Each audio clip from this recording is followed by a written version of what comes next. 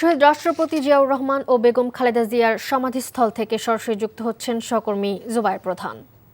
জুবায়ের, সমাধিস্থলে সমবেত মানুষ কি বলছে, আর সেখানে মানুষের ঢল কেমন দেখতে পাচ্ছেন জানাবেন।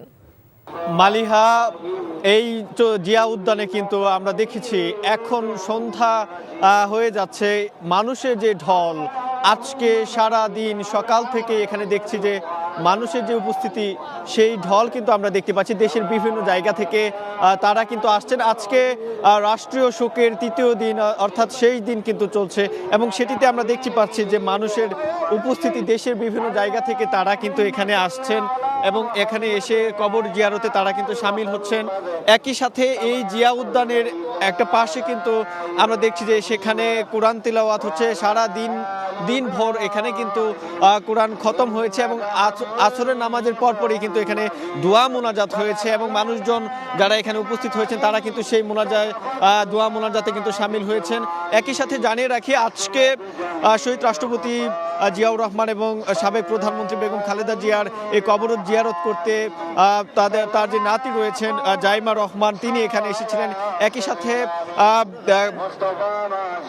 আরাফাত রহমান কুকুর, তার স্ত্রী শর্মিলা রহমান, তিনিও এখানে এসে সকালে কবর জিয়ারত করেছেন এবং নামাজের পরপর আমরা যেটা দেখেছি যে বিএনপি স্থায়ী কমিটির সদস্য মির্জা আব্বাস তিনি এখানে এসেছিলেন এবং এখনও মানুষের যেই ভিড়, অর্থাৎ জুমার নামাজের পরপর সেই ভিড়টা কিন্তু আরও অনেক বেশি পরিমাণে দেখা যাচ্ছে। মানুষজন তারা পরিবার নিয়েও কিন্তু অনেকে আসছেন এখানে এসে দোয়া মোনাজাতে সামিল হচ্ছেন।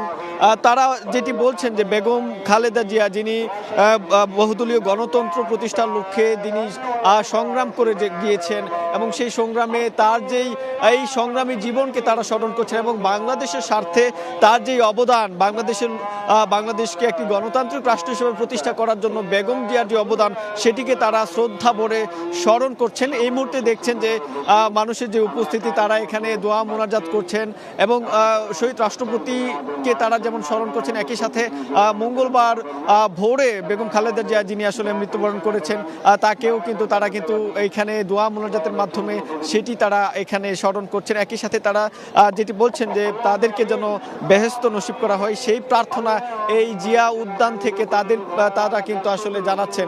আমরা ঢাকার যে বেশ কিছু এলাকার পাশাপাশি দেশের বিভিন্ন জায়গা থেকে বাস, মাইক্রোবাস সহ এই সকল যানে করে তারা কিন্তু এখানে এসেছেন এবং এখন পর্যন্ত 3 দিন গড়ালেও মানুষের যেই উপস্থিতি, দোয়া প্রার্থনা যে বিষয়টি সেটি কিন্তু আমরা কিন্তু দেখছি এখানে।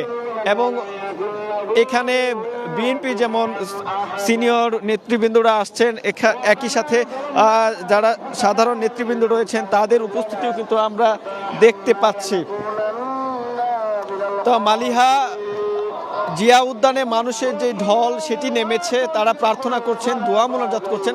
তারা যেটি বলছেন যে তাদের নেত্রী, দেশনেত্রী বেগম খালেদা জিয়ার এই যে গণতান্ত্রিক সংগ্রামী, তিনি তার যেই সংগ্রামী জীবনটা ছিল সেটিকে তারা স্মরণ করছেন। মালিহা, জিয়া উদ্যান থেকে এই ছিল আমার কাছে সবশেষ। এতক্ষণ জানছিলাম শহীদ জিয়া ও বেগম খালেদা জিয়ার সমাধিস্থল থেকে।